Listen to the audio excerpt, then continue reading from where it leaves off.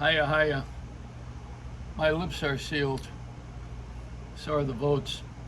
Why are they still running ads? Well, because there's these halftime, half, uh, what do they call these elections? Midterm. Why are we having all these elections all the time? How many times are you going to have this? I'm tired of it. I'm bored with it. You know, I hate it. Am I a typical American, to say that? I hate voting 5 times a week. I mean, I'm going to move into a poll. Have a poll hit me if I don't drive right. Geico would like that. If I hit a poll, how many voters will I get? The answer is none. Oh God, there's this is enough already. We have so many different things that we have to do every day and decide on, and now they want us to decide on careers for other people. I don't care about them. I want one for myself. Yeah, it's a write-in. I gotta write in my own self. It's a selfie. It's a selfie world we live in. There should be, what was that song? It's a self world we live in. That's not the right song, but I like it. So what am I telling you about? All right, I'm going to tell you about the miracle of Fatima. Do you know about that? Fatima is in Portugal. It is about 40 miles from, I think, from Lisbon. It's a place where the Blessed Virgin Mary appeared to 3 children, 2 girls and a boy, and gave them an envelope. This is the Virgin Mary now, handed them an envelope to be opened in the year 2000. Now, this is way long ago. There was even a movie made about it. The Miracle of Fatima was a famous film back in the day, in the 50s, 60s. And Jennifer, who was it that played this innocent, young, beautiful girl? Maria Goretti? Is that another story? The Miracle of Fatima is about the Virgin Mary handing this envelope over to these children directly from the hand of the Mother of God to be opened in the year 2000. This is the Catholic belief system. Now, in this generation, the Jews know more about Catholicism than the Catholics do. They're more tuned in. Of course, the Catholics the Christians come from the Jewish faith.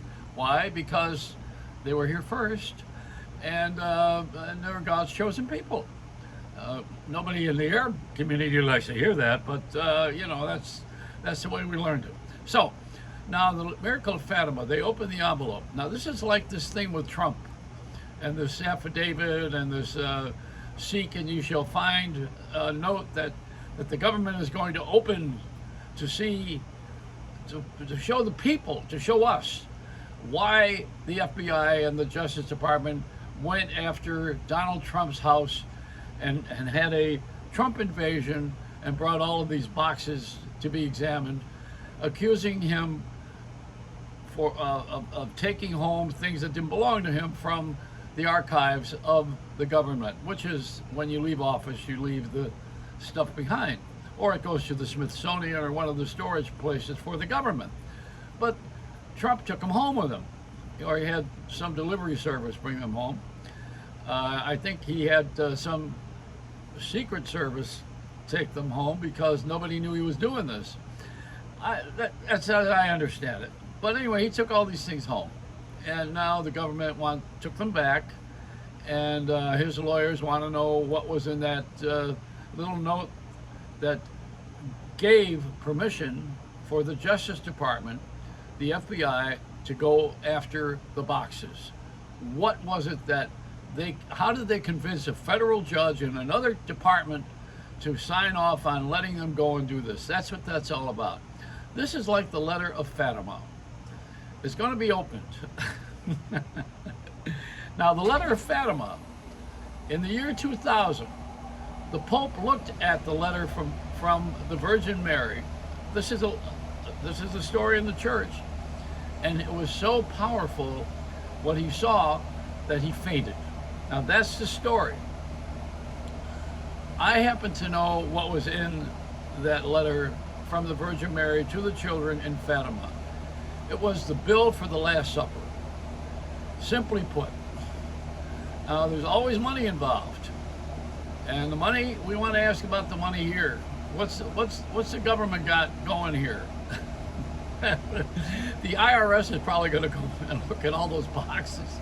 You know, we never do anything without a money purpose. Nobody ever does anything to help the country anymore, or the people. They want to win elections. They want us to vote because they're selfish. They all want jobs. I don't blame them, but they all want jobs. And the lobbying is the companies that support these certain people because they're going to favor them. That's the lobbying that goes on. The system has been like this for a long time. And as you have often heard me mention, being a radio disc jockey back in the days of payola, which is where we were paid to play music. And some of us cheated, even Dick Clark. There goes the light. Dick's talking to me now. Dick went before Congress because he had his name on publishing of songs that he played and made hit records. And he did not write those songs, but he gave himself credit for it and money. That's the crux of that. So, you know, even he is in the congressional record as being a cheater. Although, you know, when the ball drops, it usually is in Times Square. Sometimes it drops on your head when you get caught. That's the, you know, and you got to be careful with your balls. And you got to hold on to whatever you got. And I will tell you, I have never taken payola. I could say that honestly. I've taken lunches, I've taken trips, yeah, small ones, but not anything that I would say convinced me to play a record. The only record I ever did that with in my entire disc jockey career was Sherry by the Four Seasons, and I got what they call in Italian un cazzo. I got nothing for playing that record. Now, Mickey Dolenz of the Monkees, incidentally, I hired his manager, Floyd Ackerman, to run my company when I had a production company in LA. And he would die in his grave, roll over in his grave when Mickey got on television and says, I didn't make any money on She's a Believer. Yeah, come on, Mickey. Put on those big boy pants. You made a lot of money, you made a career.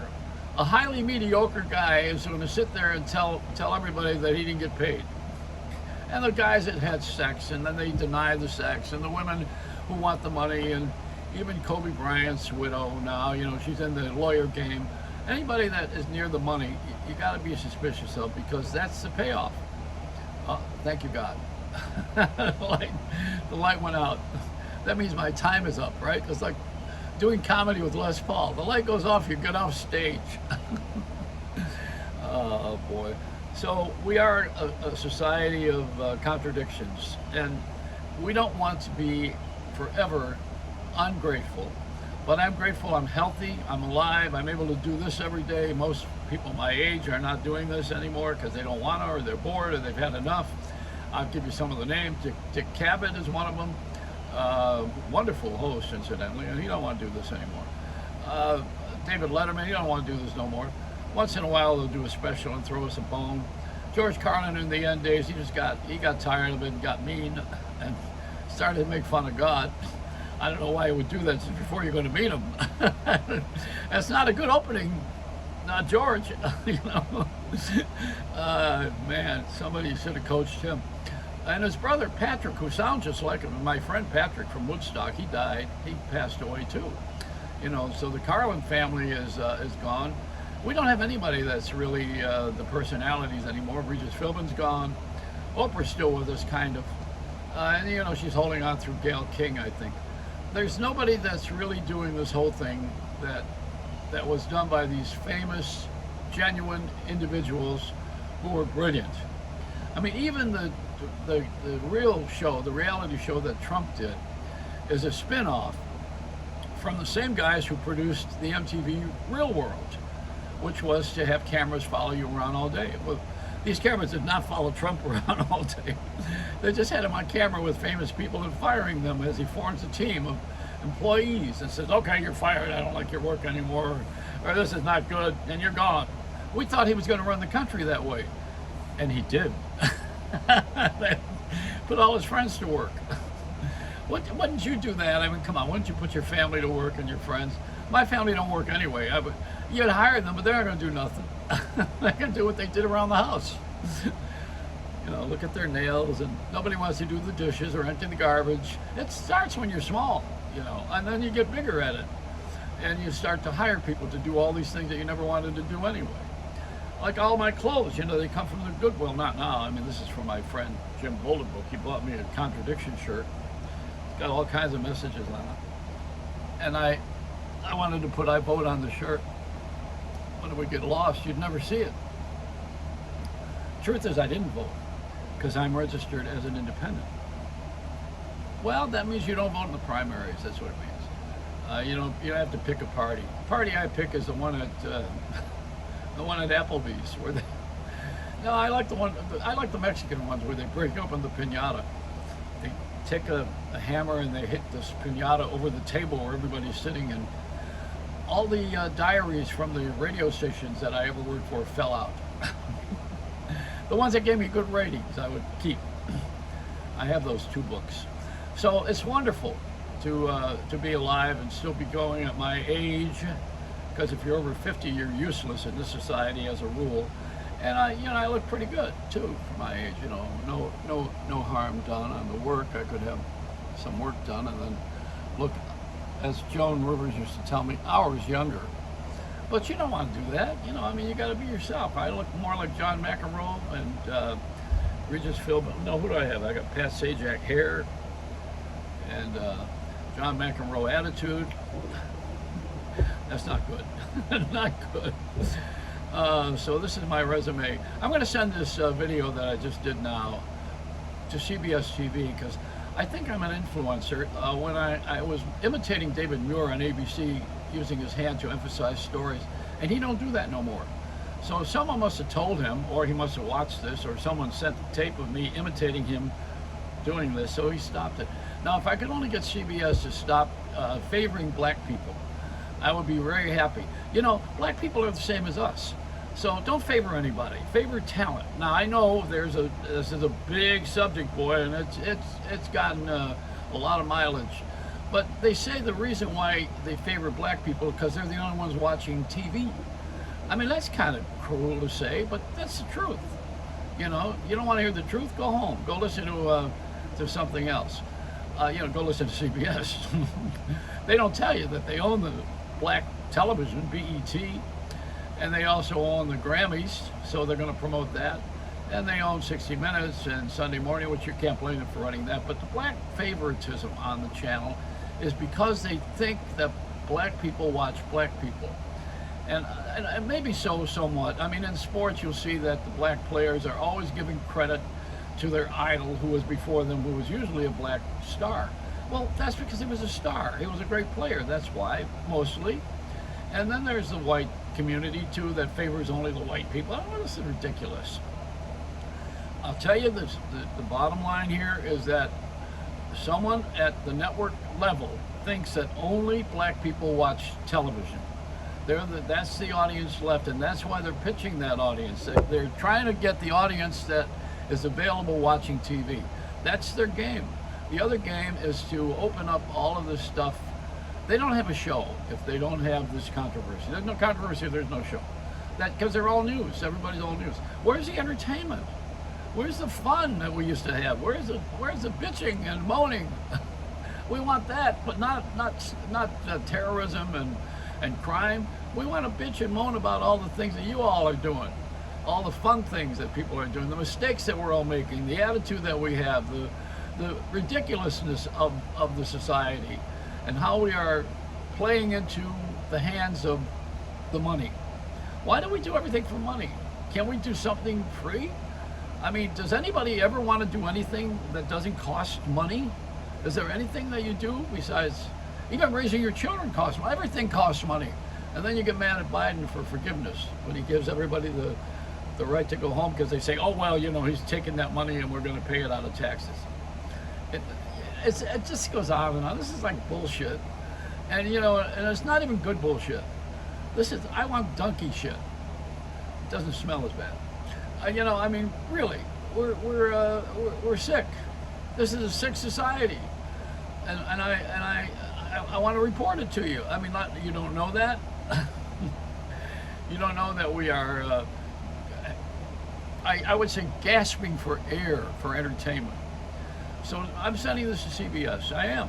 Because they need to put some entertainment on the air there. They do good magazine shows, but they got to do some entertaining. Got to make us laugh. Not at 1 o'clock in the morning with that dwarf from England. I mean, there's got to be something else. You know, I mean, we all need to be back at where we were. And besides, you know, that CBS morning show, let me mention something. Do you miss Charlie Rose?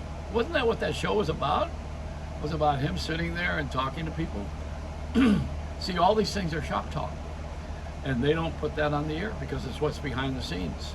Then you're going to figure out their algorithm and how they sell stuff. Now they're in the business of home shopping and QVC. They are holding up deals, wheels and meals and deals. And they're doing that on ABC, they're doing it on CBS, they're holding up deals on NBC. And what they do is they put merchandise on there and they have their own little shop that they've opened. Used to be a little gift store at 30 Rockefeller Center where you buy a t-shirt with Johnny Carson. But now all of a sudden you have to make an investment, you know. And you can buy all the stuff they sell that's used to be on television with the 1-800 numbers, you know. I saw one, what was the one I saw today? The one I saw today that was another ridiculous item. Oh yeah, the alien tape. Tape that sticks on both sides and sticks forever, and you put it under your carpet, you put it on your cell phone when it's in the car. It's alien tape. Oh man, introduce me to an alien and make sure the guy gets me on his flight. I want to go back to his planet. When you get prejudiced, and if I stir that up a little bit now, black, white, indifferent, I will tell you my favorite story is in Star Wars. It's the Cantina bar scene where everybody is different. They're from other planets, they're built different, they talk different, but they're all sitting there having a drink. It's the Cantina bar scene in Star Wars. That shows you where I am with color and prejudices. All right, I've had enough. I love that Miami sign that they have, the billboard that says your wife is hot. That's for an air conditioning company. It's a Reynolds wrap.